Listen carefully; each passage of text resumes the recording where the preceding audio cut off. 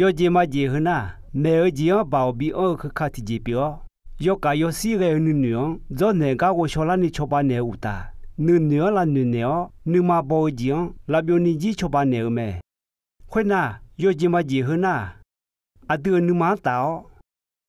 làm cái ni là nữa u ta yo ở nữa thay nhà ni gì cho ba nè mẹ thơ mi nè Giêsu yo gì mà gì dùng hơn à rằng lấy phá cái gì mà ngà nó yo gì mà gì cái đó chuyện ni cho ba nè xuống gì vậy mẹ yo ở cái yo gì mà gì thế na hà lúa đứa nữa cơ ai ye hứa chọn mẹ cái đủ yo gì mà gì dùng đồ mẹ hứa à cái đó chuyện yo gì mà gì dùng à là lẽ hông mà mi trả hứa họ mi trả hứa khuyết ta cho hà giả nếu không hà giàu chỉ đào tạo rồi biểu ý gì đấy ai khó mi giờ nếu không mua cho hà mà bây giờ gì vậy đấy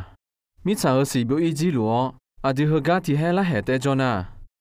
đi cái họ ai yam giờ dùng phá giờ nga yo gì mà gì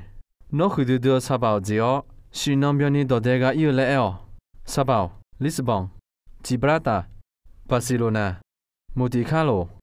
Paris Roma mở hơi đứa nào yêu lẽ sa bảo là khuê yo biểu yo mu gì của miani giàu mi nè nó là ô giả mà đo thở của lon xeo thơ là khuê là mượn đưa thở khó nó nếu mà la lẽ yo gì mà gì nó sẽ phụ được rốt từ những cái mà sa bảo khắp phiếu mà họ đã họ là ô sa phang mà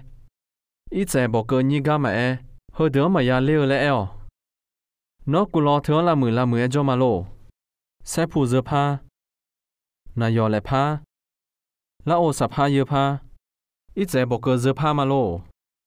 tối mà chẳng yo đủ bỏ mẹ gì mi nè na nó thực ra thì hay là hệ tế cho mi nè thực ra đu nè đi mi trả hơi xiên thì hay là hệ tế cho mẹ thôi mi nè đưa ai yam ho ga yo sa sa ya de ni jang ga mà bị gì liệu pa yo gì mà gì hư mẹ lúa cái con này chả liệu khó cái đó chịu ngà luôn wo cho yo ong ngà là na hà lúa được cái con chỉ cho nó thử được xin nhờ luôn ngà là miền này yêu sa bảo cái này yêu lại xin nhờ luôn ngà luôn mà cái con chỉ cho nó thử được na hà lúa được bên điều cao mẹ khối u ta mẹ lúa gà na hà lúa được nhiều cơ ngà là sa bảo thử gì hồi yo mẹ gà mà cho mi nè cái con thử băng mà nếu mà chiêu khó bị nhà mẹ thử mi nè yo gì mà gì hơn na hà lúa được ai ye hứa chọn mà ô cho leo ta mẹ lúa cái con mà ngơ mẹ lúa gà nếu mà bị ông lên nhau mẹ lúa gà yo gì mà gì hơn mà xe cái đó chuyện này yo dùng nhà ngà lại thì bộ phá họ khâu ai khó mi giờ nếu không mua cho hà mà bây giờ gì vậy đấy mi trả hơi gì biểu ý gì luôn đưa hơi cái thì hay là hệ tế cho na đưa cái họ yam giờ dùng phá giờ nga yo gì mà gì nó dù như cho cái như nó sum nong cái lên nghe giờ mà nó ya đủ lại hôm nay lại ai khó thưa cái họ đã họ phải gì nó lối mà dùng mưa ta khắp phiên gì ba yo khai mà chỉ sợ thằng này là ô giả gì mà đó thà tuổi na nó thưa nào mà chế khử phải gì giờ là ô giả đó ba chỉ chờ lòng lại cho mà chẳng yêu đủ bao mẹ nó thưa cái thì nó na để cho mình nè nó yêu lo lo ya cho ni mèo ư na mà chả mà yêu mà ngất na cú lo lòng nè phiêu gì mà cả gạo pa thưa cái đó nè đưa mi trả hơi xiên thì hay là hay ya cho để mẹ lấy xin nhau mi nè đưa yo ở lại đeo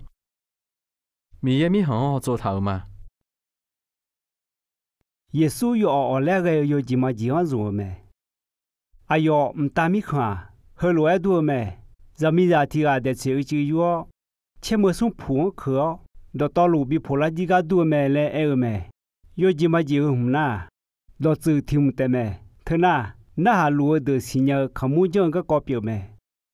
Giêsu này dùng yo ở cái yo gì mà gì na nếu mà rồi liệu mẹ